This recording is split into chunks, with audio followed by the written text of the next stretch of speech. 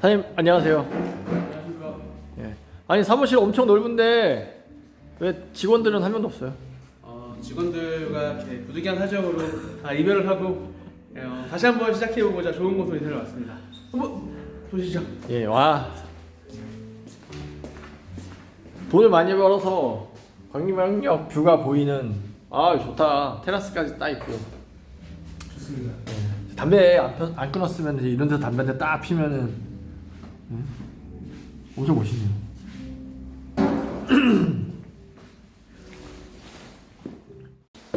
사장님 다른 사장님들도 네. 한 매출이 한 2천에서 3천 정도 넘어가시면 네. 이제 혼자 처리하기 좀 힘들잖아요. CS도 그렇고 전화도 그렇고. 힘들죠. 그러니까 직원을 쓰다가 된통 당하시는 경우가 많더라고. 직원보다 최악이 그거잖아요. 직원보다 내가 버는 게 적을 때. 네. 완전 멘탈 그때 완전 멘탈 깨지거든요. 그렇죠. 사장님은 어떤 어려움이 있었나요?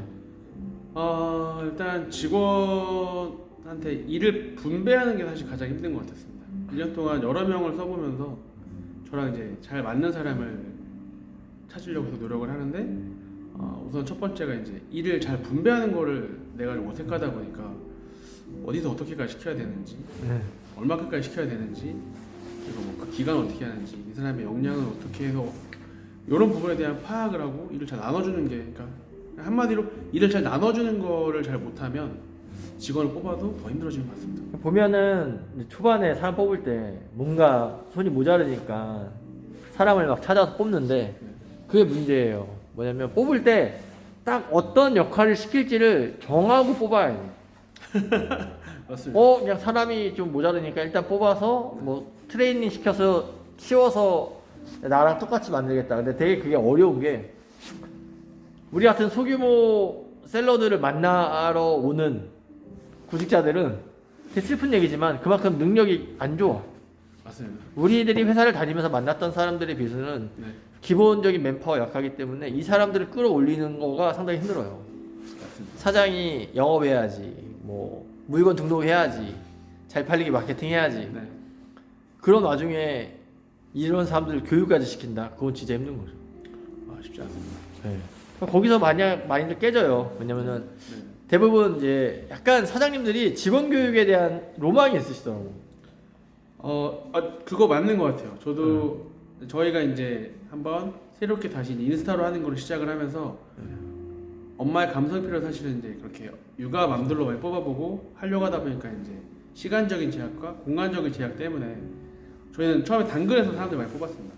그리고 이제 스몰 마케터님 말씀해 주실 때도 처음에 그 작은 단계에서 성장할 때는 우선은 가까운 사람들 먼저 뽑아라라고 하셔가지고 그냥 뭐 그렇게 해봤는데 사실 어쨌든 사람 뽑다 보면은 기대라는 게 생기기 마련이고 그러다 보면은 부족한 부분 내가 알려줄 수 있지 않을까 뭐 약간 교육 같은 이런 마인드를 하게 되는데 뭐 그것도 틀린 건 아니지만 사실 쉬운 건 아니라는 생각을 많이 느꼈고요. 그래서 그 다음에 얘기해주는 이제 경력직을 뽑아야 될 때라고 하는 거 이런 게 필요하다고 느끼고 사실 지금 이런 과정은 좀 필연적이라고 보는데 어쨌든 그렇게 그런 친구들과 일을 해서 조금 더 성장을 시켜온 다음에 이제 더 괜찮은 그런 더 능력 있는 경력자들을 뽑는 게 맞다고 생각하고요. 근데 이거 없이 건너가면 좋긴 하겠지만 이 자체를 하면서 내가 뭐 부족한 걸 뭔지 알 수도 있고 이 사람들 어떻게 일을 시켜야 되고 내가 어려운 말을 어떻게 해야 되고 이런 걸 연습했다고 저는 생각해서 돈 내면서 연습하기 참 슬프죠.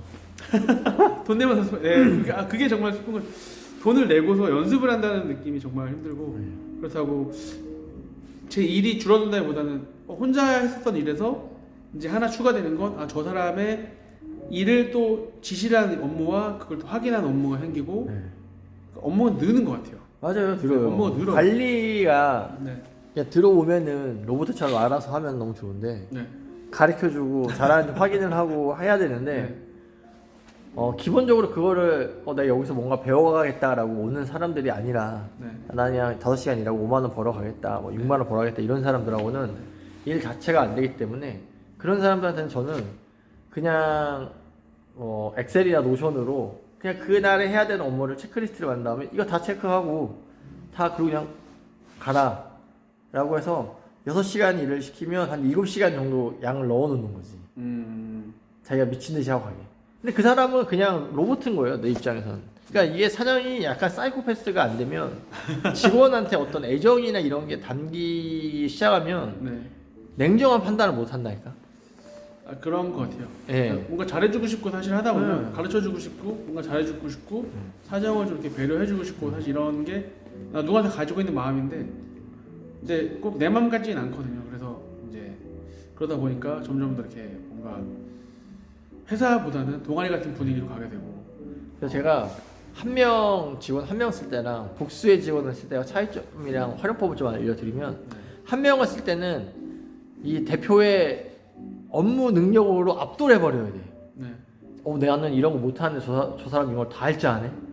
라고 해서 약간의 존경심이 생기게 만들어야 돼요. 예, 그래서 약간 내가 끌고 갈 수 있는, 카리스마로 땡겨갈 수 있는 그런 게 되게 필요해서 막 친구처럼 지내거나 아니면 장난치고 이런 거는 되게 위험해요. 왜냐면 사람도 계급적인 동물이기 때문에 똑같이 대해주면 자기가 사장이라고 생각을 하는 경우가 되게 많아요. 말은 내가 사장이라고 얘기 안 하지만 사장처럼 행동해. 그러니까 그게 사장처럼 열심히 일하고 어떻게 돌아가면 이렇게 그게 아니라 그냥 깔아지는 거지. 그런 분도 한 분 있었습니다. 예. 그래서 그런 분도 겪다 보니까 그게 되게 다른 사람들한테 피해를 많이 주더라고요.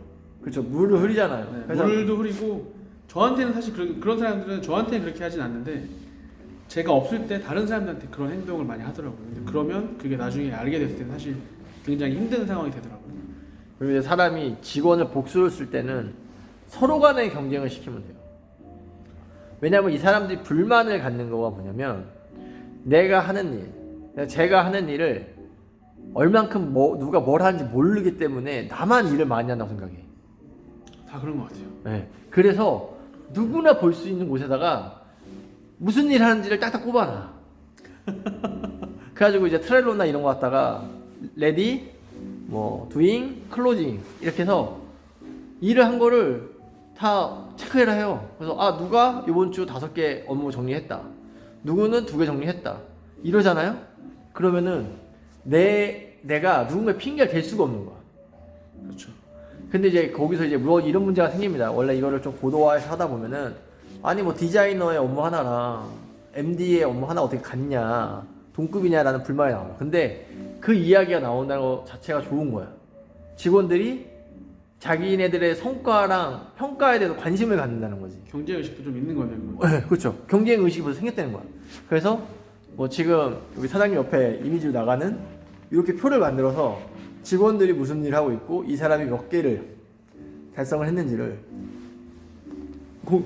공개적으로 보여주면 사람들 업무 태도 자체가 바뀝니다. 경쟁 체제를 도입해야겠네요. 그러니까 복수일 때는 무조건 경쟁 체제가 돼야 돼요. 서로가 서로를 견제하고 이 안에서 내가 능력 있는 사람이 되게끔 만들어주고 거기다 혜택을 정확히 줘야 돼요. 근데 질투를 하거나 그러진 않나요? 하죠. 그러니까 업무 환경이 다르다 보니까 저희도 지금 재택근무도 있고 출근 직원도 있었는데 재택 직원에 대한 그런 부분에서 약간 그 대표자 입장에 느낄 때 질투를 한다라고 하는 부분을 좀 느껴졌었거든요. 근데 사실 업무가 다르고 업무 경력도 다르고 다 다른 조건의 사람인 건데 그걸 어떻게 다 일률적으로 처리할 수는 없는데 거기서 오는 또 사실 고민도 좀 많이 있습니다. 원래는 저는 옛날에 그 질투를 느끼는 사람을 불러다가 이제 그 사람이 어떻게 해야 실력을 올릴 수 있는지에 대해서 조언을 해주고 그 조언대로 실행을 해서 실력이 올라가면 같이 가는 거고 그걸 안 하면 질투를 느끼면 질투의 이제 안 좋은 방향은 뭐냐면 사내 정치거든. 패거리를 만들고 맞아요. 상대방을 막 공격한단 말이야. 일자리는. 네. 그러면 걔는 내보내는 거야.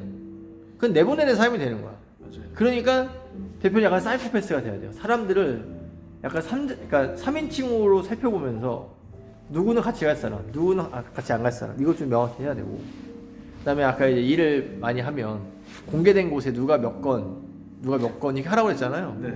그 보험사가 이렇게 하거든요. 그러니까 보험사가 네. 일은 미친 듯이 힘들고 괴롭지만 나갈 때 보험사 욕을 안 한다니까? 다 경쟁 자기 실력이니까. 응! 내 잘못인 거예요. 네.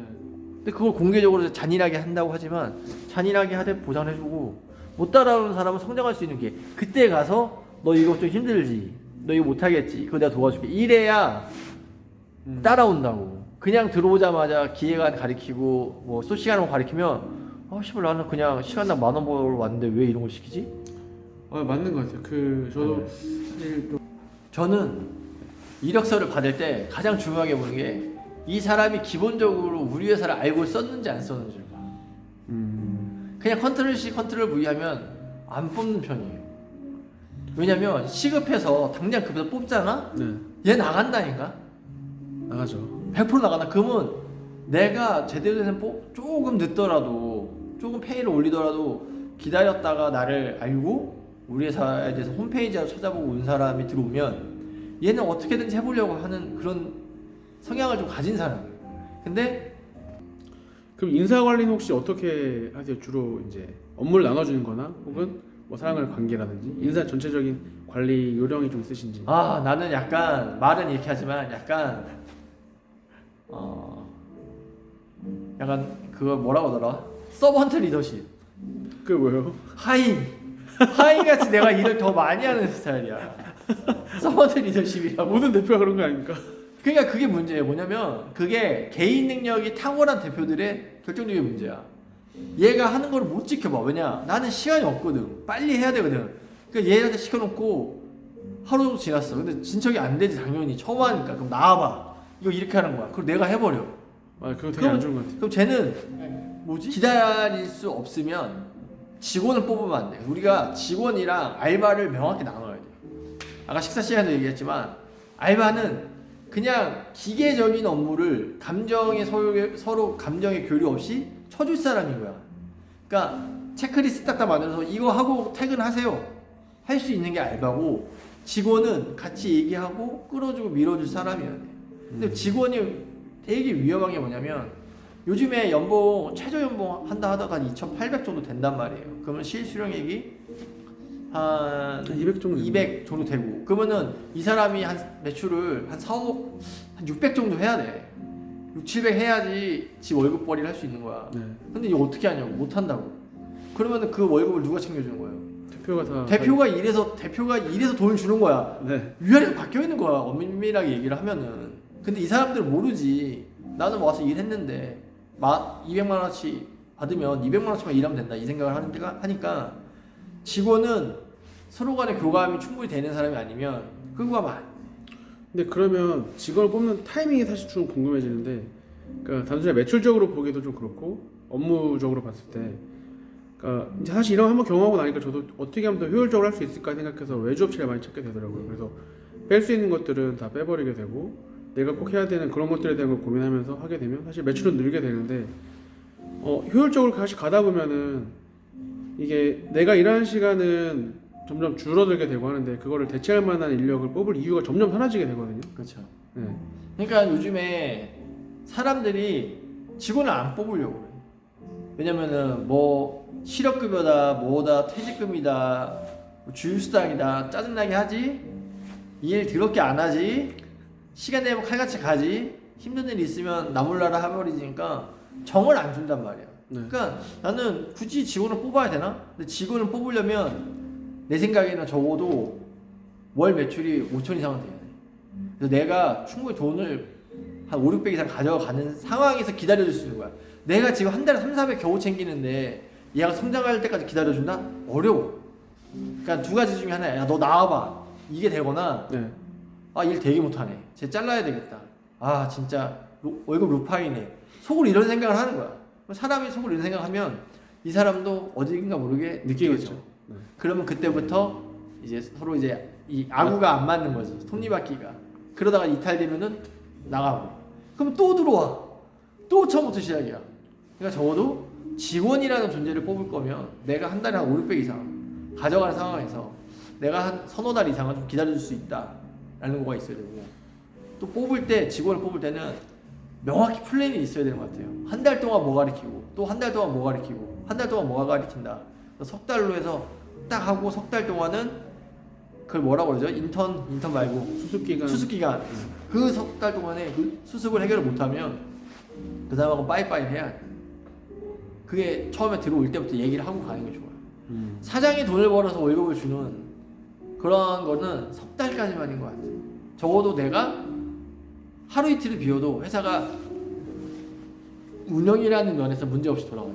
뭐 내가 기획을 새로 해라, 소싱해라 이게 아니라 시에서 제대로 하고 뭐 주문 들어온 거 아니 뭐 3PL 문제 생긴 거 딱딱딱 처리해서 내가 한 2, 3일은 손을 떼도 회사가 문제 없는 그거를 석 달 동안 만들어내는 게 되게 중요한 것 같아요. 근데 솔직히 그게 어렵거든. 왜냐면 아까 얘기한 것처럼 불러놓고 그냥 일하자. 아 얘를 이번 주 안에 뭐를 시키고 그 다음 주에 뭐를 시키고 이게 되게 대부분 없어. 어려운 것 같아요. 왜냐면 그 이유가 뭐냐면 대표로서 직원을 뽑아본 게 처음인 거야. 네. 대부분 회사 다니면서 팀장이나 선임으로 애들을 뽑으면 내 돈이 안 나가. 내 월급이 안 나가는 거기 때문에 상관이 없는데 그렇기 때문에 대표로 사람을 뽑는 것과 팀원이나 팀장으로 사람 뽑는 건 완전 틀려요. 대표로 사람을 뽑으려면 명확히 석 달 안에 내가 얼만큼 빼먹겠다가 있어야 돼. 이제 인사라는 포인트는 무조건 또 하나 우리가 넘어야 될 산입니다. 우리가 그 선을 넘지 못하면 절대로 이제 어떤 큰 부자가 되기 좀 어려운 것 같아요. 사장님은 해야 될 게 정말 많은 것 같습니다. 그럼요.